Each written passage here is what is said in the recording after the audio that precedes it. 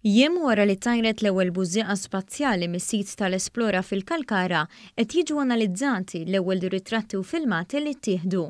Il-bużieqa tajret il-ġimgħa filgħaxija l-ħabta tas-7:05 b'koordinazzjoni mal-Ajruport Internazzjonali ta' Malta li tellet 30 km fl-ajru u niżlet satejn u 3 kwarti wara fl-Ibra Maltin viċin ta' Filfla ma' 19 mil nawtiku l-isfel minn Malta.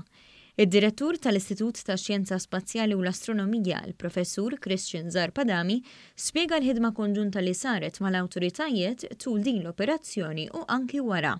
Aħna konna in constant contact mal-Forzi Armati Maltin biex noħorġu għalija b'dajsa biex insibuha f'dak id-lam.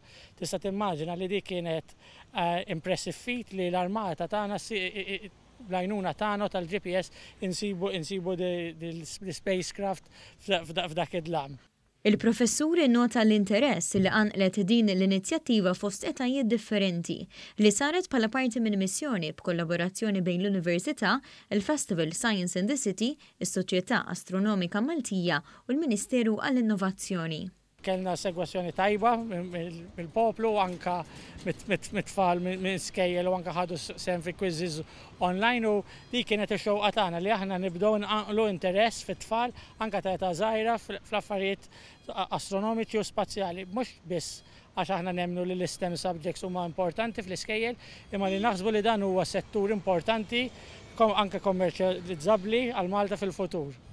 Dan huwa l-ewwel proġett tat-tip tiegħu, iżda żgur mhux l-aħħar, hekk kif hemm il-ħsieb li jittellgħu aktar bżiesa fil-futur qrib u anki satellita.